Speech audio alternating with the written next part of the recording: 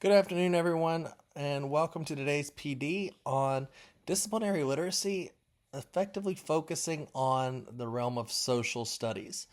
Um, Disciplinary literacy is an important factor. You guys have probably all heard before that every teacher teaches reading in some capacity. We want to see what it looks like in terms of putting it into the teacher's respective discipline. So, disciplinary literacy, to give you a exact definition taken from Worsley and Lapp. Disciplinary literacy is how experts in their respective fields help establish a more substantial and profound comprehension of the materials that help students better understand their field. So, to put this in layman's terms, what you're looking at disciplinary literacy, it's giving the tools with which one can actually function in the discipline they're working in. If this is math, science, history, if it's language arts, you want to give the student as many tools as possible to make sure that they are able to facilitate the role as future members of this discipline. So, why is disciplinary literacy important? It strives to make the scholar an excellent communicator in the respective subject area. You don't want a student who doesn't understand how to speak basically mathanese in the classroom, because they're not going to understand the concepts as we're moving around.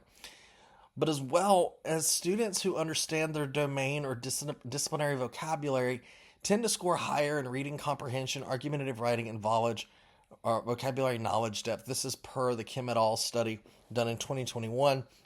Students who were directly and explicitly taught the domain vocabulary in social studies and science in their study tended to score higher in their argumentative writing and vocabulary knowledge depth assessments. While the reading comprehension assessments really weren't that elevated, the idea of knowing the concept behind it gives a little bit of background knowledge, which is going to help the student in the long run. So, how does disciplinary literacy affect social studies? It places an emphasis on the historical method. Students are going to be taking and working like a historian. They're going to be analyzing primary sources. They're going to look for the interpretations, the claims, and the arguments made by multiple sources. They're going to make their own arguments by using historical evidence, and they're going to be able to tell you the changes over time, and basically this chronological reasoning. So, logistically, disciplinary literacy in the social studies allows the student to act as a historian, a geographer, as a sociologist. It gives them the vocabulary necessary to be successful in the field. It provides a framework to integrate. It also provides a framework to integrate other social sciences into a historical narrative. So, our first strategy that really I think would be most successful with disciplinary literacy is a Socratic seminar. It can be used with a whole or small group discussion method. Students are able to address dilemmas and ethical issues, and they're able to be guided by the teacher who's facilitating the conversation. But the conversation is also based in evidence. It's not just a random, hey, let's talk about the how if Reconstruction failed. It's look at the Reconstruction Acts. It's look at the election of 1876 and see how it directly affected the outcome of Reconstruction, and if that election had gone a different way, if the radical Republicans hadn't taken control, if Lincoln had not died. You're looking at the evidence of between all these sources and putting them into play. But the teacher, once again, serves as a guide to keep the conversation going, and also to maintain the proper etiquette, which is a respectful etiquette that keeps the students from really becoming more of an argument than a discussion. Our second literacy strategy that I believe would help develop disciplinary literacy is list, group, and label. You're going to take a 3-step vocabulary comprehension activity that provides a method of developing the relationship between the vocabulary and the content material.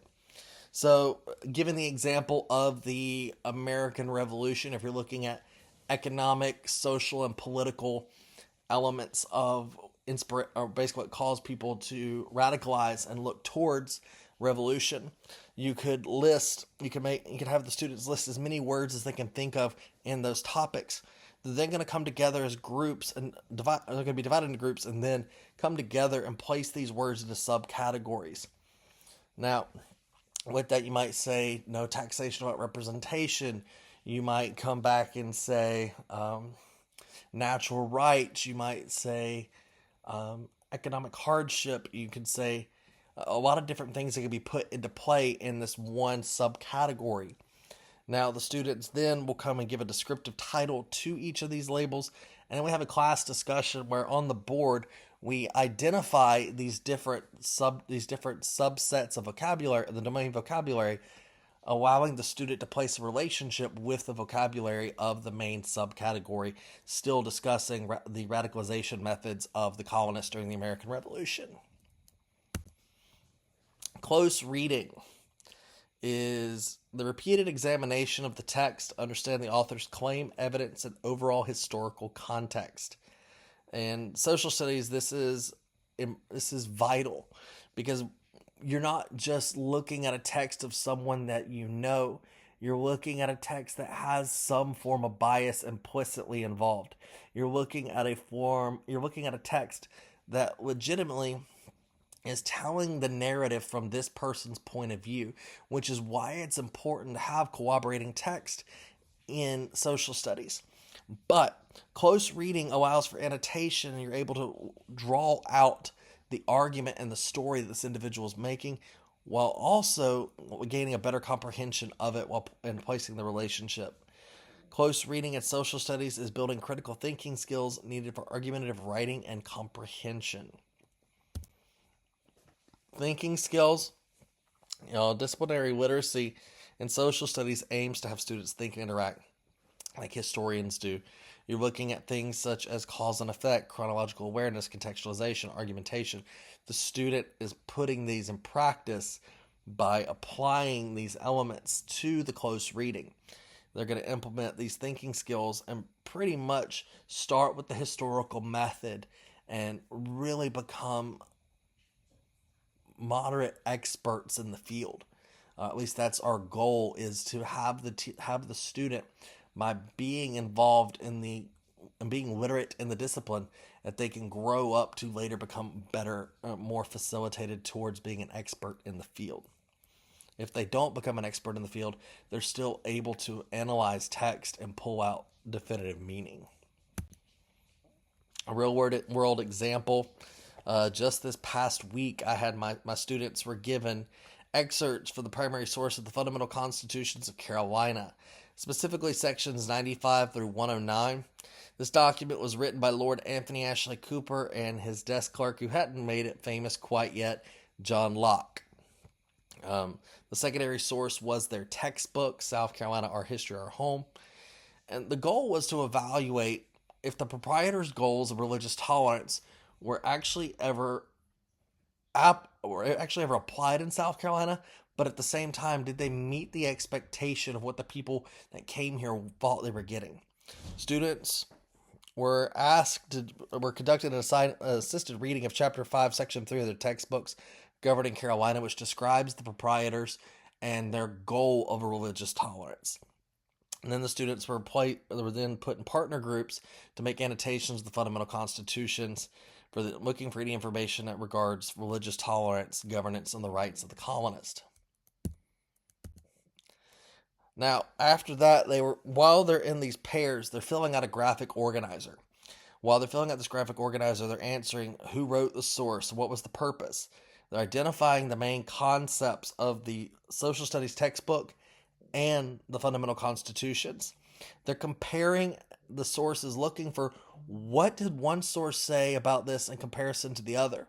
Did the fundamental constitutions actually ever live up to their promises? And then the historical significance is how did this promise that the proprietors made influence religious plurality in the colony, but as well, how did it affect the different types of people who would come here and within 100 years be looking at a revolution? How did the Presbyterians, the Methodists, how did these different Protestant groups really help influence revolution when the Anglicans or the Church of England tended to really still belong to the Loyalists? Students were then asked to write a one paragraph quick right citing evidence from both sources to determine whether religious tolerance was ever genuinely enacted in the Carolina colony and to what extent. Practical tips that I would give any teacher implementing disciplinary literacy and social studies. Students might struggle with the complexity of historical text. They talk in a different tongue than we do. We have a distance of time and a distance of culture. John Locke doesn't write like little Susie. John Locke writes in very long, very drawn out sentences. So the teacher can perform a modeled annotation paired with a think aloud strategy as a way to show the students how to apply the historical methodology to unfamiliar and challenging text. You can also scaffold the activities to give that repeated reading to where they're building on comprehension, but as well as fluency with the reading. Students may not have the necessary background knowledge to contextualize the source material.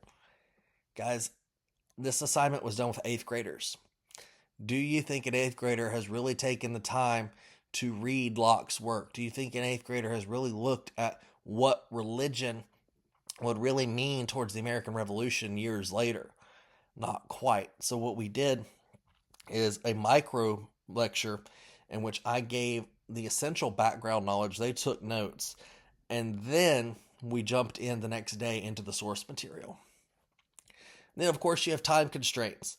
Instead of using the entire document, because the Fundamental Constitutions of Carolina are 121 sections.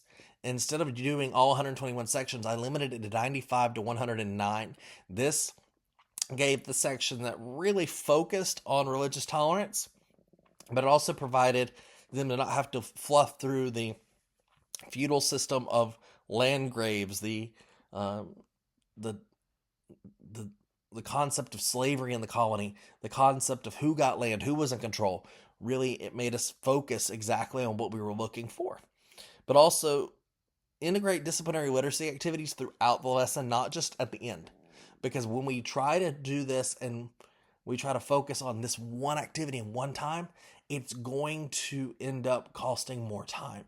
So if you're scaffolding, including these activities in throughout the lesson, you are very easily going to end up being where the final product is the student's exit ticket, making it easier to truly assess and implement these disciplinary literacy tactics. Our references today were, you saw the document from William Campbell, An Expedition in Battle of Kings Mountain. That's the document was put on the side of the slide, one of the slides. We used the study by Kim et al., Improving Elementary Grade Students, Reading Rockets, and Worsley and Lapp. I hope you enjoyed this. I hope you enjoyed the PD today. And please let me know if you have any questions. Thank you.